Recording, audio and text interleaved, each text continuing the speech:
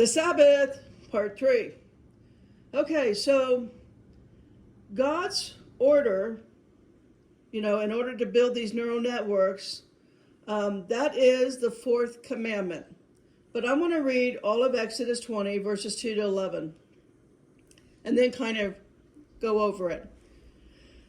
Exodus 20, verse 2, I am the Lord thy God, which have brought thee out of the land of Egypt, out of the house of bondage. Thou shalt have no other gods before me. So whoever you're worshiping on a Sunday is a false god.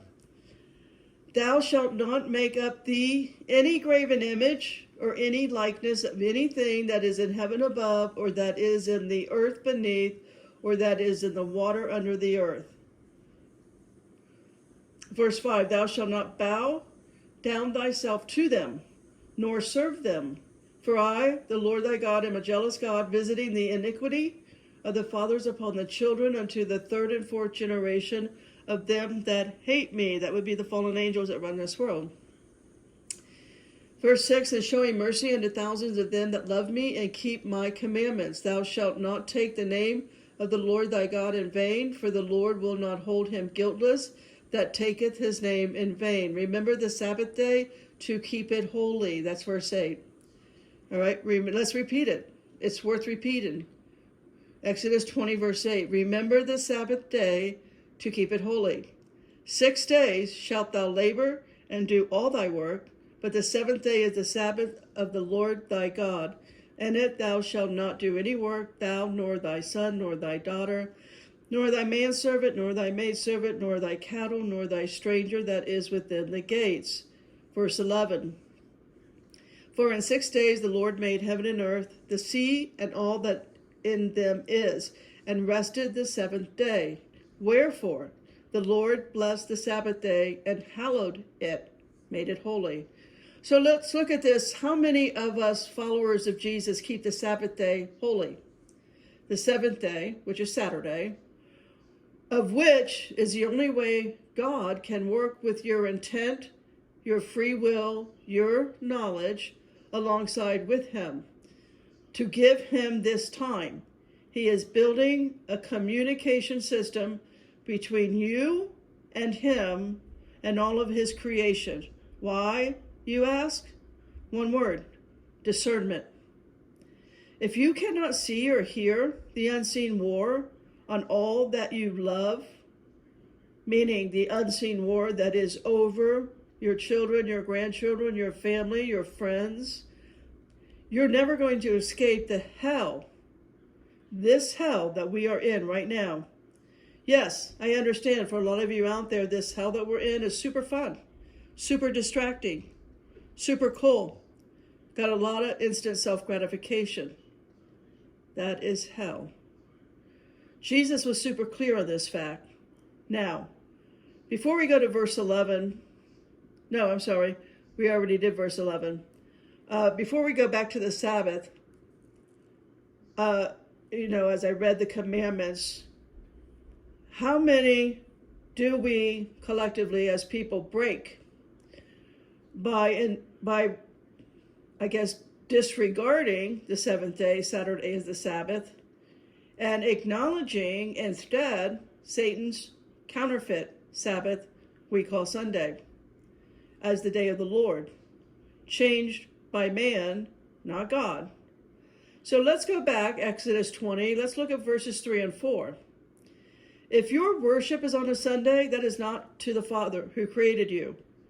Just understand and know this, is to the fallen gods, the counterfeit that we read in Psalm 82.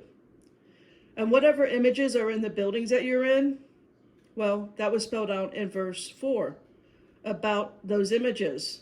They're not of our Father. Our Father's inside you. He's inside building a phone line in your head every Saturday. But not if you don't acknowledge that.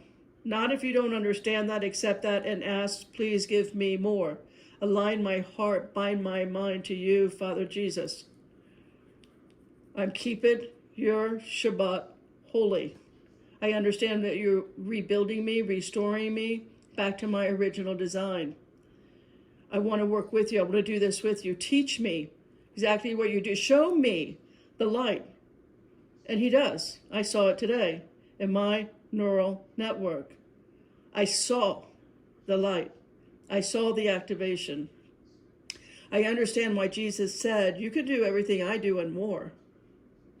All right?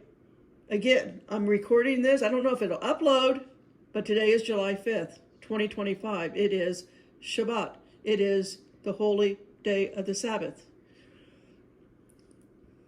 So everything that I'm telling you is from a neural network that is new in my head, that is lit on fire for the good. All right, back to Exodus 20. Read verse 5. Do you know what God, little g, you were bowing down to? Maybe you had your kids or grandkids bowing down on a Sunday in whatever building you were in. Do you think that does not give legal rights for Satan, for a fallen angel, for a legion of demons to enter into you and your kids? Do you think that does not give the right for your right now accuser, angel, dark angel, accuser, dark angel in the heavenly courts right now on their scroll, accusing you for your ignorance, accusing you for accepting Satan's counterfeit Sabbath day Sunday instead of holding the actual Sabbath of God, the seventh day Saturday? Do you know what is going on in the heavenly courts right now on your bloodline, on your entire family, keeping your ancestors forever trapped in hell? Do we really want to send our kids through this entire hellish reincarnation trap of Satan's because we accept all of his counterfeit? And we don't allow God to get in there and build a new neural network? Back to Exodus 20. Finally, verses 8 to 11. Saturday is Sabbath day. Keep it holy. Keep in your mind. Now, having said that, if your job is in service to others, it's okay for you to work, right? It's Matthew 12:12. Let me read that, because this is red letters. Jesus says in Matthew 12:12, of how much more value is a man than a sheep? So it is lawful to do good on the Sabbath. So if you're a person in service to others, right? A fireman, a policeman, a doctor, a nurse, a caregiver. If you're serving God's kingdom in any way whatsoever, it's not about pleasure seeking, it's not about making money, but you're in real actual service, doing good, that is still keeping the Sabbath. But you're keeping the Sabbath mindful, right? You're mindfully aligning with God, knowing that God is in there right now building a new neural network, and you are aligned with that. And you were in that alignment for 24 hours. It's in your prayers. It's in your sleep. It's in your dream time. It's there once a week. You're saying, yes, Father God, eternal creator, you have my permission to build a new phone line, right? Not only a phone line to you, but all of your creation. Yes, Father, I want eyes to see and ears to hear. That is our original intent, our original design. For me, and now every Saturday, my heart is only on, in other words, part of my prayer. And that's not my real prayer. I'm giving you an idea. I'm giving you an outline of what you can say. Please don't say a prayer out loud. But here the point is, you're designing a prayer around on the Sabbath every Saturday. My heart is only on your complete restoration of my spirit, my soul, and my supernatural connection back to you. Again, put it in your own words. I'm just giving you an idea, a concept of how to make your own prayers. So are you feeling a bit different now than when I offended you in part 1 about the importance of the Sabbath? Can you see the counterfeit of Satan and his Sunday noise? We call it music. That is Satan celebrating the fact, listen to me, I'm going to say that again. Sunday's whole music with electric guitars, cymbals, and drums, that is Satan celebrating the fact that the day before You didn't acknowledge that as the Lord's Day. You did not acknowledge Saturday as the holy day of the Lord. You did not say, yes, God, Father, I align with you. Instead, I'm going to wait till Sunday and I'm going to choose Satan's counterfeit. That's the celebration that's really happening on Sunday. The dark kingdom, the fallen angels know that, and they fill those churches doing all kinds of hand symbols with their followers, their witches, their warlocks, their demons. Because you're in a place of worship, not on the Lord's Day, legal right for demonic infestation. Are you understanding spiritual warfare at a whole new level? That is my intent. And it is the foundation, the cornerstone of my videos.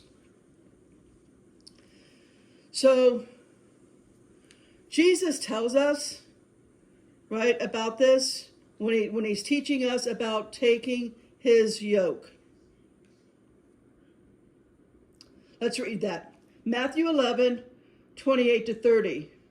Come unto me, all ye that labor and are heavy laden, and I will give you rest. Take my yoke upon you and learn of me, for I am meek and lowly in heart, and ye shall find rest unto your souls. For my yoke is easy and my burden is light. So every Saturday, when we are meek and lowly in heart, the light